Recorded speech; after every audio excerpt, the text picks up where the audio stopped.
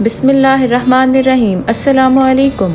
آج میں آپ کی فرمائش پر لائی ہوں بادام کے شربت کی ایک مزیدار سی ریسیپی، جسے آپ گرمی کے موسم میں بنائیں اور انجوائے کریں۔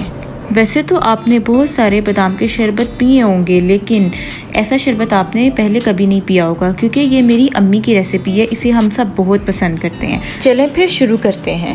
سب سے پہلے ہم نے 1 کلو بادام لیے ہیں، آدھا کلو ہم نے الائچی لی ہے، آدھا پاؤ ہم نے خشخاش لی ہے اور 5 کلو ہم نے چینی لی ہے۔ پھر آپ الائچی کو گرائنڈر میں پیس کر ایک باؤل میں ڈال لیں اور 1 گلاس پانی ڈال کر اس کو سوک کر لیں 5 سے 6 گھنٹے کے لیے۔ الائچی سے دل کو سکون ملتا ہے اور اس سے کھانے میں یا شربت میں بہت اچھی خوشبو آ جاتی ہے۔ اس سے آپ کے شربت میں خوشبو آ جائے گی اور آپ کا شربت ذائقے دار ہو جائے گا۔ اسی طرح آپ خشخاش کو بھی بھگو لیں 4-5 گھنٹے کے لیے۔ خشخاش آپ کے شربت میں الگ ذائقہ کرے گی۔ اب اسی طرح ہم نے باداموں کو بھی 5 سے 6 گھنٹے تک سوک کر لینا ہے پانی میں۔ اب ہم نے تینوں چیزوں کو بھگو دیا ہے تاکہ سب کا اثر پانی میں آ جائے اور یہ نرم ہو جائیں۔ 2000 years later گھنٹے گزر گئے ہیں اور اب میں اپنے باداموں کا چھلکا اتار رہی ہوں۔ آپ دیکھ سکتے ہیں کہ کتنی اچھی طرح سے بادام بھیگ گئے ہیں اور ان کا چھلکا بھی اتر رہا ہے آرام سے۔ یہ سارے بادام کے چھلکے دیکھیں میں نے اتار لیے ہیں۔ اس طرح پانی میں دھونا ہے تاکہ اس کے اندر جو ریت ہوتی ہے، چھوٹی موٹی جو ریت بیٹھ جاتی ہے، وہ آپ نکل جائے اور اس کو ایک الگ سے صاف برتن میں ڈال دینا ہے۔ اس کے بعد بھیگی ہوئی الائچی کو اچھی طرح سے بلینڈ کرنا ہے، اس کے پانی سمیت ہی، اور پھر آپ نے اس کو سٹینر میں نکال کے سٹین کر لینا ہے۔ اچھی طرح سے جب آپ نچوڑ لیں گے تو دوبارہ سے جو الائچی کا مکسچر ہے اس کو بلینڈر میں ڈالیں اور الائچی کا جو پانی ہوگا اس بلینڈر میں ڈال کے اسی پانی کے ساتھ اس کو دوبارہ سے بلینڈ کر لیں۔ اس پروسیس کو آپ نے 2 سے 3 دفعہ کرنا ہے تاکہ الائچی کا سارا اثر جو ہے وہ نکل آئے۔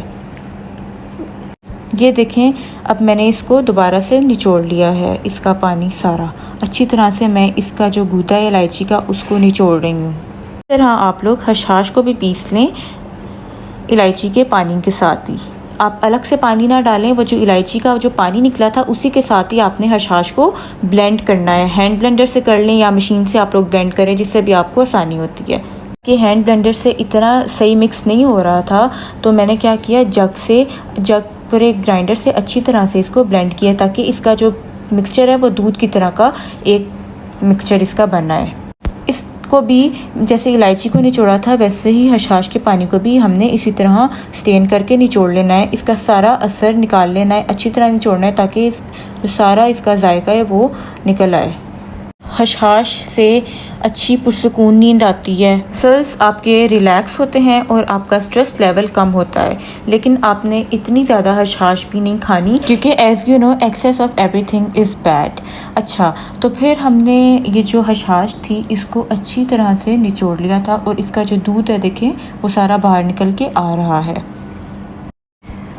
یہ دیکھیں یہ جو بچا ہوا خشخاش تھا جس کو ہم نے نچوڑا تھا اس کو میں نے دوبارہ سے بلینڈر میں ڈال دیا ہے۔ اب میں اس کے اندر پانی ڈال دوں گی اور پانی ڈال کے میں دوبارہ سے اس کو اچھی طرح سے بلینڈ کر دوں گی تاکہ اس کا جو اثر ہے وہ ہم سارا نکال لیں، کیونکہ ایک ہی دفعہ میں سارا اثر نہیں نکلتا۔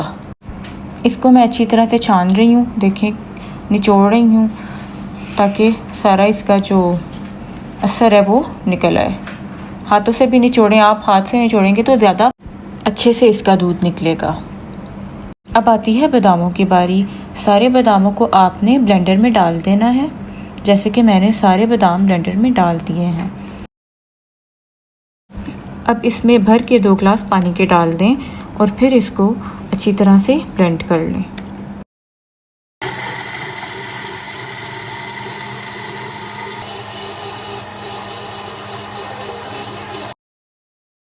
دودھ والے بادام کے مکسچر کو بلینڈر سے نکال کر ہم چھان لیں گے۔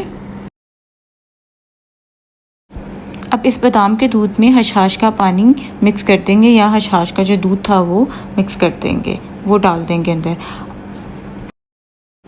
پھر آپ نے شیرہ بنانا ہے. شیرہ بنانے کے لیے ایک دیچکی میں 2 جگ پانی ڈالیں. پھر اس میں چینی ڈال دیں 5 کلو. 5 کلو چینی کو پانی کے ساتھ اچھا پکائیں تاکہ اس کی ایک تار نکل آئے, شیرے کی ایک تار نکل آئے. آپ نے اتنا پکانا ہے شیرے کو اور یہ گاڑھا ہو جائے. پھر اچھی طرح سے مکس کر لینا آپ نے اس کو. جب تک یہ گاڑھا نہیں ہو جاتا آپ نے تب تک اس شیرے کو پکانا ہے.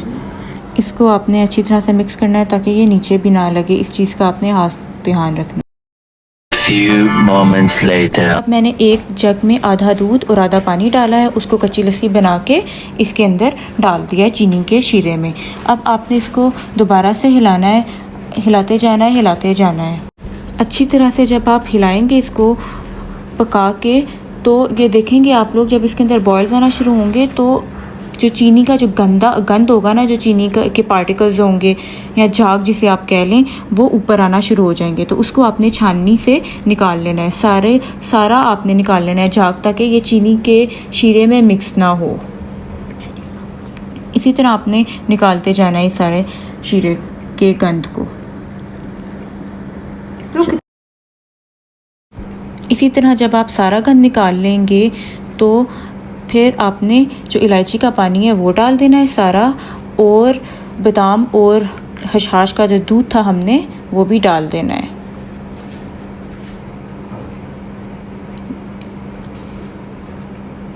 آہستہ آہستہ کر کے آپ لوگ بادام کا اور خشخاش کا دودھ ڈالیں گے. پورا ایک ساتھ نہیں ڈال دینا, کیونکہ اگر پورا آپ لوگ ساتھ ڈالیں گے تو وہ ابل کے باہر آئے گا. اور لازمی اس کے لیے آپ لوگوں نے کھڑے ہونا ہے, آپ ہٹنا نہیں ہے آپ نے چولہے کے پاس سے, کیونکہ یہ لگ بھی سکتا ہے. شروع میں آپ نے جو فلیم ہے وہ سلو رکھنا ہے, کیونکہ اگر آپ تیز رکھیں گے تو اس کے جو دودھ کے بوائلز ہیں وہ اوپر آنا شروع ہو جائیں گے, بادام کے دودھ کے بوائلز. آہستہ آہستہ آپ نے اس کو ہلانا ہے, ہلاتے جانا ہے. دیکھیں گے یہ مزید گاڑھا ہوتا جائے گا. 1 hour later. تقریباً 1 سے 1 گھنٹہ پکایا ہے, اور دیکھیں اب یہ کس طرح سے اس کا رنگ بدل گیا ہے. پہلے اس کا رنگ وائٹ تھا اور اب یہ براؤن ہو چکا ہے, اور میں نے فلیم بند کر دیا ہے. اس اسٹیج پہ میں نے فلیم کو آف کر دیا ہے. اب میں نے اس سارے شربت کو ٹھنڈا کر کے ایک جار میں ڈال دیا ہے. آپ لوگوں نے اس بات کا خاص خیال رکھنا ہے کہ جو جار ہے وہ بالکل بھی گیلا نہ ہو, کیونکہ اگر گیلا ہوگا تو شربت میں پانی پڑ جائے گا.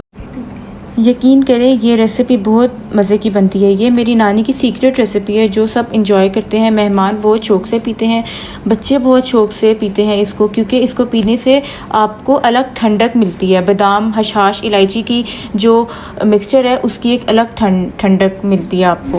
یقیناً آپ کو یہ ریسیپی بہت پسند آئی ہوگی. اس کو بنائیے گا اور ٹرائی کیجیے گا, اور باقی سب گھر والوں کو بھی ٹرائی کروائیے گا. اگر آپ کو یہ ریسیپی اچھی لگی ہے تو مجھے اپنا فیڈ بیک لازمی دیجیے گا. لائک کیجیے میری ویڈیو کو, شیئر کریں اور سبسکرائب کریں. Thank you so much for watching. اللہ حافظ.